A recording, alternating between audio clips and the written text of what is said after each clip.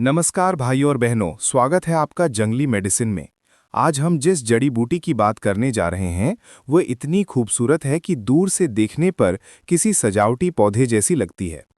छोटे छोटे गुलाबी रंग के फूले हुए फूल, हल्की पत्ती और बहुत ही सरल पहचान।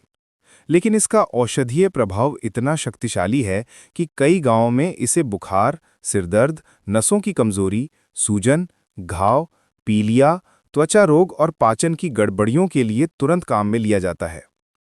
बहुत से लोग आज भी इसकी पहचान नहीं जानते, जबकि ग्रामीण और जनजातीय चिकित्सा में इसे दर्जनों वर्षों से औषधि की तरह इस्तेमाल किया जा रहा है।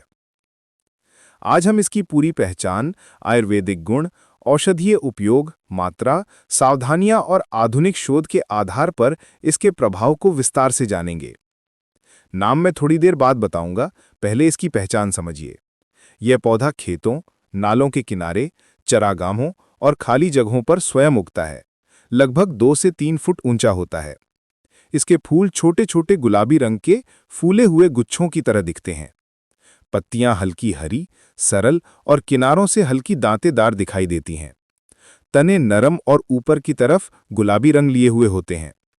कई किसान इसे आम झाड़ी समझकर उखाड़ देते हैं, लेकिन असल में यह एक अद्भुत औषधि है।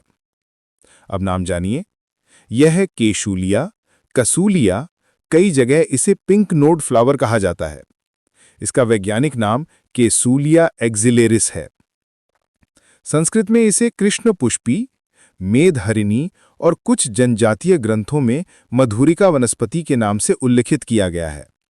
यह आयुर्वेद में विशेष रूप से कफ वात विकार, बुखार, रक्त विकार, त्वचा रोग और पाचन तंत्र की समस्याओं के लिए उपयोगी बताया गया है।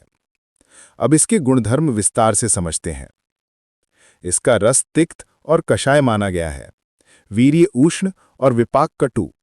गुणों में यह लघु, सूक्ष्म और पाचन शक्ति बढ़ाने वाला बताया गया है। यह मुख्य रूप से वात और कफ को संतुलित करता है, जबकि पित्त पर इसका प्रभाव मध्यम है।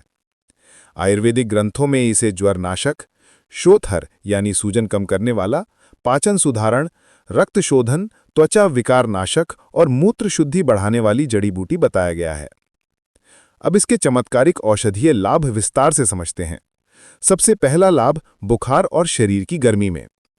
केशूलिया के फूल और पत्तियों का काढ़ा वायरल बुखार, मौसमी बुखार और शरीर में जमा गर्मी को कम करने के लिए उपयोग किया जाता है। इससे पसीना खुलकर आता है, जिससे तापमान सामान्य होता है। दूसरा लाभ सिर दर्द और चक्कर आने में। इसके फूलों से बना ताज़ा अरक सिरदर्द और हल्के फुल्के माइग्रेन में बहुत जल्द राहत देता है। इसका प्रभाव तंत्रिका तंत्र पर शांतिदायक है। तीसरा लाभ सूजन, दर्द और जोड़ों की समस्या। केसूलिया एक्जिलेरिस में प्राकृतिक एंटी इन्फ्लेमेटरी तत्व पाए जाते हैं, जो जोड़ों के दर्द, सूजन, चोट की सूजन और मांसपेशियों की जकड़न में राहत देते हैं। ग्रामीण वैद्य इसकी पत्तियों को सरसों या तिल के तेल में गर्म कर मालिश करते हैं। चौथा लाभ पाचन तंत्र मजबूत करने में। यह भूख ना लगना, गैस, पेट फूलना, हल्की कब्ज और आम विकार को दूर करने में उपयोगी है। इसका काढ़ा पेट में जमा विषाक्त पदार्थों को बाहर निकालता है। पांचवा लाभ त्वचा रोगों में। दाद, खाज, फंगल इन्फेक्शन, खुजली, लाल चकत्ते और गंदे घावों में इसकी पत्तियों का लेप उत्कृष्ट माना गया है। यह प्राकृतिक एंटीबैक्टीरियल और एंटीफंगल औषधि है। छठा लाभ घाव भरने में।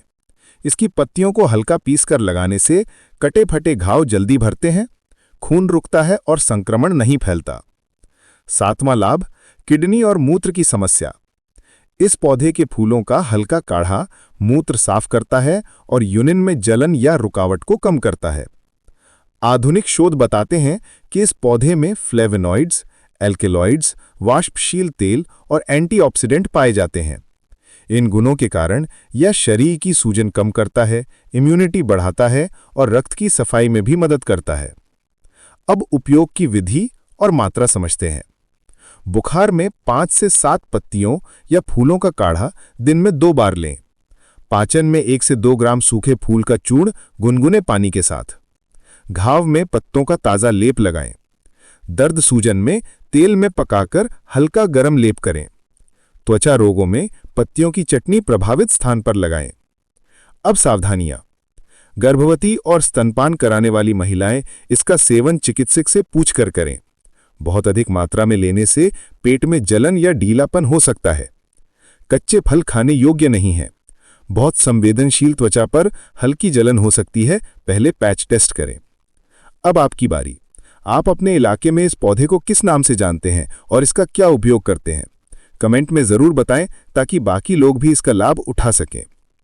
कोई जड़ी बूटी या पौधा नहीं मिल रहा है तो उसे आप ऑनलाइन खरीद सकते हैं। वीडियो का डिस्क्रिप्शन चेक करें। याद रहे, हो सकता है कि आप इस वनस्पति को सही से ना पहचान पाए हों या उपयोग में कोई गलती कर दें। इसलिए इसका प्रयोग करने से पहले किसी वैध आयुर्वेदिक चिकित्सक से परामर्श जरूर लें। यह जानकारी केवल आपके शैक्षणिक उद्देश्य के लिए दी गई है।